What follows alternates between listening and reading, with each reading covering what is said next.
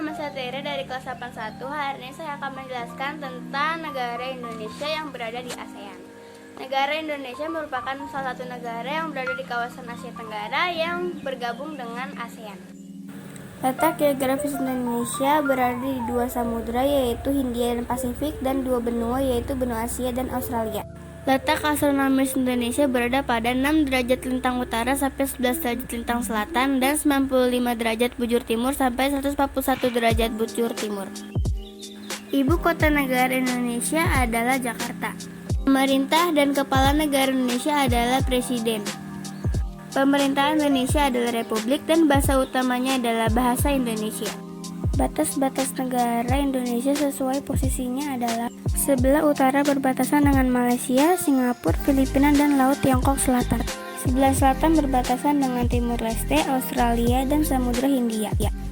Sebelah barat berbatasan dengan Samudra Hindia.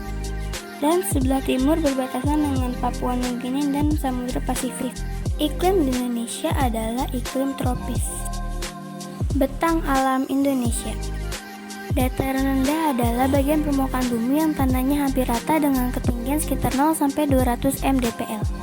Dataran tinggi adalah dataran yang terletak pada ketinggian di atas 700 mdpl. Pegunungan adalah suatu area geografis dengan gunung-gunung yang terkait secara geologis yang membentuk suatu jajaran atau rantai. Selanjutnya adalah depresi. Depresi adalah bagian permukaan bumi yang mengalami penurunan seperti palung laut, lubuk laut, punggung laut, dan gunung laut. Perairan di Indonesia ada 3, yaitu laut, sungai, dan danau. Laut Indonesia kaya dengan berbagai jenis ikan dan hasil laut lainnya. Sungai Indonesia berasal dari air hujan sehingga disebut sebagai sungai hujan atau sungai periodik. Danau di Indonesia memiliki fungsi seperti tempat penampungan air dan sebagai pembangkit tenaga listrik. Penduduk di Indonesia menempati pulau-pulau yang tersebar dari Sabang sampai Merauke. Suku yang paling banyak di Indonesia adalah suku Jawa, yaitu kurang lebih 45%, suku Sunda 8%, suku Madura 7%, dan sisanya suku bangsa lain. Sumber daya alam di Indonesia. Contoh sumber daya alam Indonesia adalah tambang.